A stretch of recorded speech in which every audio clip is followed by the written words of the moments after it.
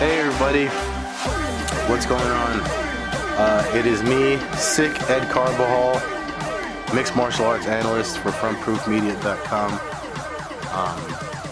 You can follow me on Twitter at Carbazal, and this is a Carbazal MMA podcast for December 14th, Wednesday night. Sorry for last week. If you can't tell by the sound of my voice, I was sick. I'm coming out of it, I think. Hopefully it doesn't mess up this recording. Really hard to record and conduct interviews and stuff when you're hacking up your lungs and stuff like that. So I was really congested in the head and stuff like that. So I'm sorry for last week. We had some good guests week after week, and then I missed last week. So that's my phone alarming me. We actually got another one coming up.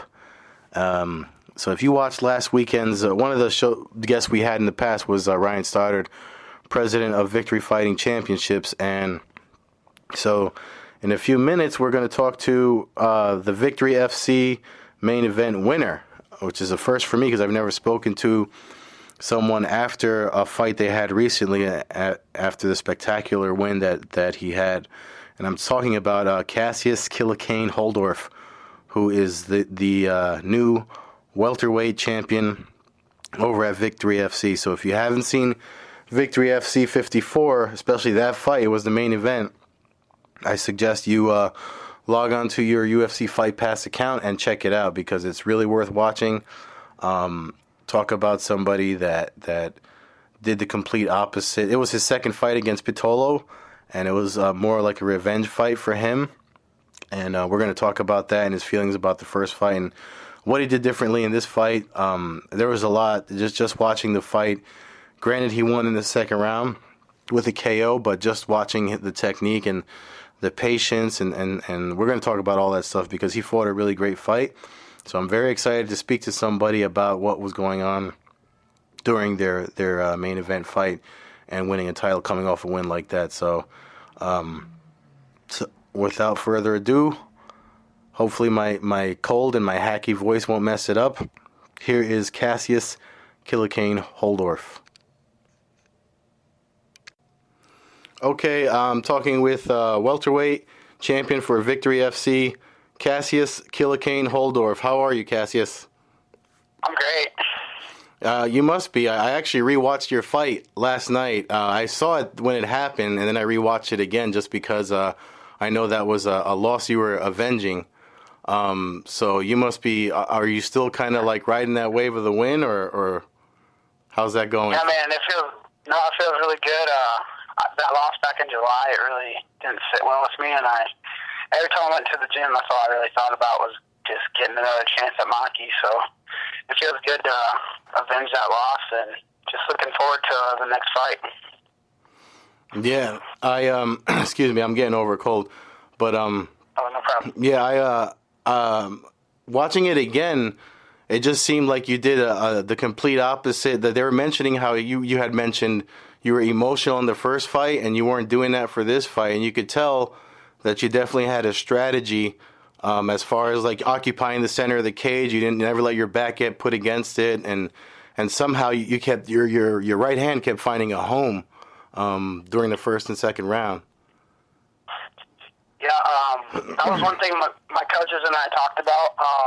That we felt like that's how he got his takedowns. He just pushed me against the cage, and then he kind of just bullied and pushed, like grabbed my hips and just pulled me down. So we talked about not letting him, or like being like a bullfighter. When he would come at me, we just cut angles and move back to the center of the cage and just own the center of the ring. And force him to kind of get frustrated, so he would go for like a takedown, and then we worked that. I don't even know, probably every day for months, like up until the fight, like getting my teammates to push me against the cage and work for that takedown. I would just fight the wrist and then, get my back off the cage and circle back to the middle.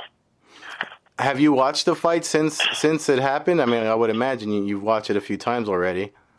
Yeah, I actually watched it last night, probably about 3 times, just because everything happened so fast. Like, I didn't really remember how it all went down, but I watched it. And it was good, man. It was he came out pretty aggressive. He was throwing lots of big shots at me, And I got a little frustrated, but I didn't show it, because my coaches were talking about not letting those emotions show, because like if you do that, then he's winning the fight. So I just shook it off and just, went back to the basics of striking. Yeah, and you really did, because one of the things I noticed during the fight was like you were never really you were kind of just out of range, striking range. You never got too far away from him to give him an opportunity to shoot in.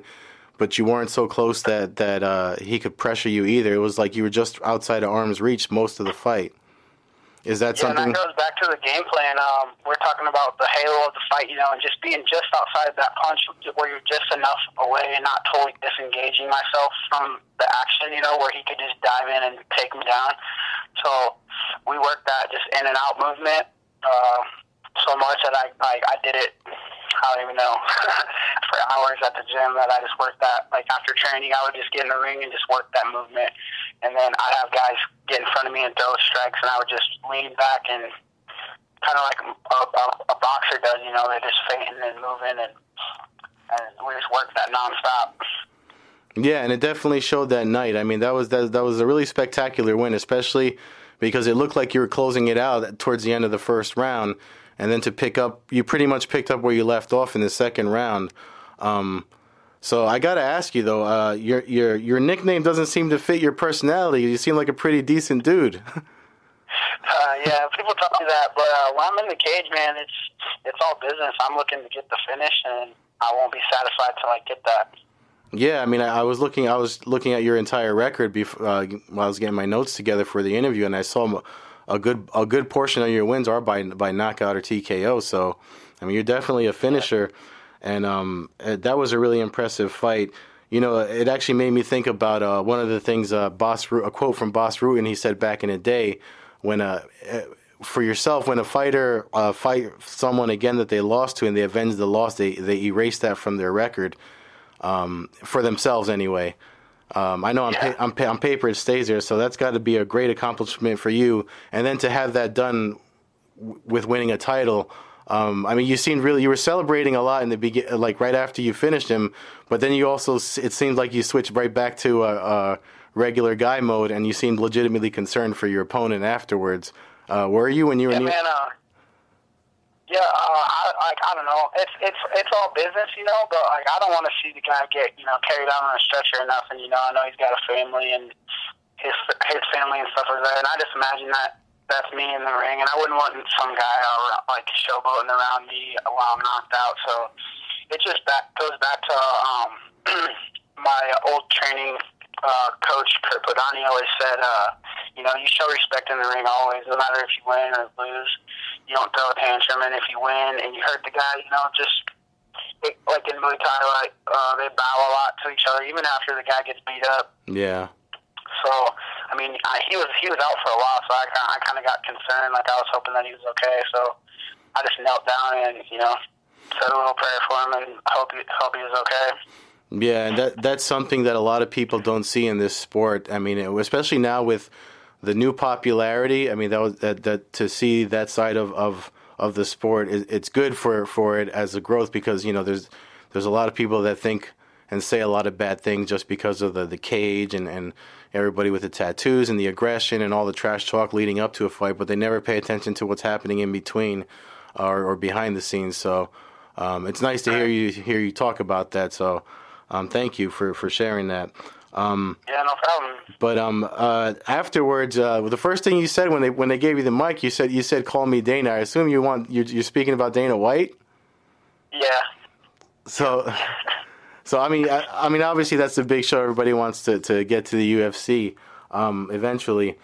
But holding the title now with Victory FC, has anybody, as far as you know anyway, you haven't gotten any phone calls yet, right? No, I haven't. But I like from the past title holders from Victory, the guys that usually hold the belts usually get a call. So that's why I kind of got a little excited and I was like, hey, give me a call, So. Yeah, I mean, personally, I hope he does call you, because you definitely would be a good ambassador for the sport. But while you're waiting and you're holding the title over at Victory, is there anybody that's kind of circling you now that you're the guy to beat, or anyone that you want to fight? Man, when you got the belt, everybody wants what you got. So I'm just gonna keep training, and whoever wants it can come get it. Really. What I'll if? Be ready. Yeah, I see that. I mean, that was just such a great performance, and I'm actually really glad to talk to you just because you're the first fighter I've gotten to interview after a fight and winning a title, because I usually interview guys before the big show, and when this got offered up, I jumped right on it because I had never gotten to get the afterthoughts. So this is really good, and I really appreciate you sharing that with me. Yeah. Just in looking at potential opponents, since that was your second fight with Pitolo, do you think he'd be looking for a rematch? I mean, it was kind of your rematch. You lost a decision to him when you fought the first time, and then now you finished him. So do you think he's going to argue for a rematch, or what do you think? Well, he was on Instagram saying that he's coming for what's his and telling me to enjoy my moment, which I was like kind of whatever. I mean, the first time we fought, we went 5 rounds, and I don't know, he hit me with a pretty big elbow, so I have a good scar across my forehead there. So looking at that every day was just motivation to get back in there and beat him. So I mean, if they want me to fight him again, I mean, I'm not gonna say no, but I kind of feel like that's kind of behind me. I'm just looking forward to the next fight and moving forward in my career. Yeah, no, I definitely agree with you. I mean, I think they should give you the next best challenger, because there's no argument. When you lose a decision, it's because there's 3 people that giving their opinion officially on what they saw. It's I mean, I could see it like a rematch, if we went to a decision or something. But I mean, I finished him pretty handily, and I don't know. My coaches and I think what's the point for another rematch? I mean, but if that's the fight that they want us to fight, I mean, I'm not going to say no because I'll fight anybody. So. Yeah, no, definitely. I mean, you're young enough, and that was such a great performance. I usually watch a few fights before I interview fighters, and to like I said, watching it and talking to you about something that just happened.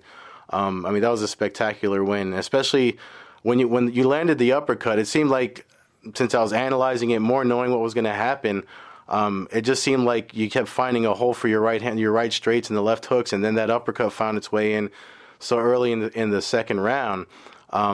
When you clipped him with it, it seemed like you knew he was done. You kind of did a walk-off knockout. Was it? Yeah. Well, the first fight, I hit him with that same combo, but I didn't land the left hook after. And then, so when I hit him with that uppercut, the first fight, and I want to say it was the beginning of the 3rd round, or the end of the 3rd round, I kind of wobbled him, and there was 5 or 10 seconds left, and then the ref stepped in, and that was one thing that my coaches and I noticed in that fight, that uppercut hook combo was there, and we just drilled that nonstop.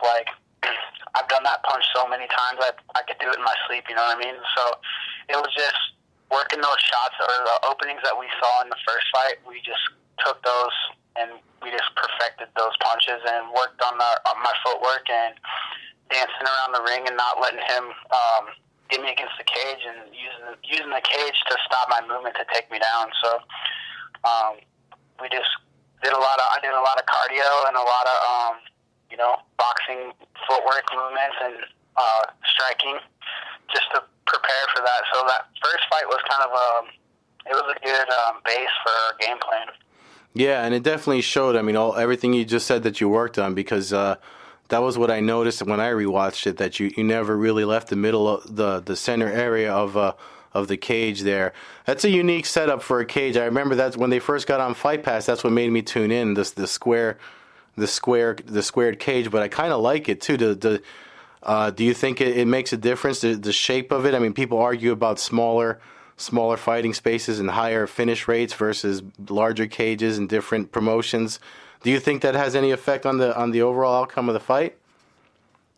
Yeah, I mean, the cage itself is, it kind of has its own advantages and disadvantages. Like, you can pin someone in that corner, and just kind of keep them there. And I felt like I kind of got stuck in the corner a couple times the first fight, and then that's how he got that takedown. So, my coaches and I, we saw those, little things that he did, and I also gave him a lot of my takedowns from throwing kicks. So that was one thing we limited. Like, we were going to kick low, we were going to kick below his knee, we weren't going to give him the takedowns because I have such a long leg. Like, when I'd kick, he would just grab my ankle and then just take me to the ground. So we just decided to cut those little things out, and it changed the fight dramatically. Yeah, I mean, it definitely did, especially just the fact that you controlled the space for the both rounds of the fight. So, as far as waiting for a call from Dana and stuff like that, I had spoken with Victory FC president Ryan Stoddard the week of that, before that, your main event fight, and he actually said he likes the fact that it's a springboard for you guys to get into the UFC or other promotions. So I know he doesn't mind you asking for the phone call or any other fighters like that, and they got plans for going to Canada and stuff like that. For 2017. So it's definitely opening. The landscape of the sport is getting. This is a good time for you to hold a title in a promotion that's on the Fight Pass app, and it looks like other things are coming to fruition for Victory FC in itself in 2017. How are you feeling about the whole sponsorship thing? Do you think are you worried about losing anything if you do get that call, or you just don't care? It's kind of like I love my sponsor team, but when you take that next step, it's kind of like, you say goodbye to those sponsors, but I know that they'll still be there, on the other end to still support me, even though I can't carry their sponsors into the UFC with me. I feel like I still have their support always, and kind of the same with Victory. It's like I came up through Victory. I fought a lot of my amateur fights through Victory. I made my pro debut in Victory, so it's kind of like, you're like, going through high school and you graduate, and you see all your teachers again and stuff after, and they're like, Ryan's really supportive about letting guys go out of to a bigger promotion. Most guys would be like, we want you to stay and fight, but he's really supportive, and he's a good guy about getting guys exposure and like helping them get to that next level. Well, holding that title's got to be a nice Christmas present that you got for yourself, man. So, congratulations again on the win. Is there anything you got going on outside of fighting, as far as like, do you do any type of coaching yourself, or are you still evolving as a fighter? What are you working on as far as looking ahead in the sport? Because there's so much to do in it now with the popularity that it's garnering. Yeah, I have taught a couple classes at my gym, Muay Thai classes. So, I like teaching the younger guys, the amateur guys that are just learning the sport. It kind of brings me back to when I was doing that, and so I like help coaching and getting guys ready for fights, and like if they have any advice, I'm always open to help them out. So, yeah, I like to coach a little bit, but I always still stay on the hustle of getting ready for my next fight, and because the competition is just going to get better and better. So, you just got to keep working and just stay on the grind. Yeah, because you're in your prime. That was really a great win. Once again, thank you for taking the time to talk. Congratulations on earning that title. Is there anything you want to shout out or let us know as far as like where people can keep up with you and stuff like that? Yeah, man, I just want to thank all my sponsors, my teammates, my girlfriend for putting up with me, my crabbiness during while I was cutting weight, and the nights that I come home, and we'd be frustrated, and she's really great for sticking by me and, talking me down, like, when I get upset about, she's like, it's okay, you work hard, and my coaches, too, do the same thing, like, I'd get frustrated in practice, and they would just be like, it's okay, you gotta just keep working. So, like, everybody at Team Doyle and everybody that supports me, all my friends and family, all the fans that come out and support Victory, and just local Nebraska MMA all together, just want to say thank you to everybody. And thank you, man. I mean, sounds like you got a lot of good people around you. So, good luck to you. I look forward to your next fight. And thanks again for taking the time to talk. No problem. Thanks for having me. All right, so that was Kassius Killa Kayne Holdorf. Obviously, the man, there's a nice guy, and then there's a guy you fight in the cage, and the guy you fight in the cage is definitely he's gonna go places. If you haven't watched that fight, I suggest you get your Fight Pass sign up done and watch it. Victory FC 54. That's a good promotion. You heard me mention the previous interview with President Ryan Stoddard. Sorry, I'm sipping my tea because, like I said, I'm getting over a cold. They do have plans for next year. I talked about that with him. Hopefully, Kassius is around for them. But if he gets that call from Dana White, that's not going to be a bad thing either. And if Dana White ever hears this, call him, because that's going to be somebody that's going to put some butts in seats and eyes on the fights. Speaking of which, UFC 206. Last weekend, as I was laid up sick watching it, a lot of people knocked that card, and it wound up being one of the best cards. It was almost all finishes, so that's another one you need to watch if you haven't watched it, especially the fight with Cub Swanson and Doo-Ho Choi. I mean, that's Fight of the Year candidate right there. I know Evil Eddie on his podcast did a full recap, so you can check that out over at frontproofmedia.com. Or go over to the Pure Evil MMA YouTube channel and check out his recap there. Also, because the holidays are just around the corner, if you want to help this podcast out and you got to do any Amazon shopping, please go to theblogboardjungle.com, click on any of the Amazon links to buy any of your products, and you'll be helping out this podcast while taking care of your stuff, and it won't cost you anything but what you plan on spending anyway. So thank you for tuning in.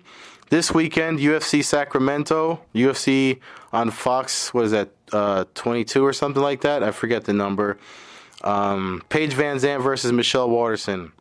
Great fight. I got Michelle Waterson picked to win. Also, New Jersey's own Mickey Gall called out another dude named Sage Northcutt, and they're on that card fighting, and I got Mickey Gall picked to win just because Jersey, we support our own. Thank you for listening. Again, apologies for missing last week and my throat if it's messed up too much for you now.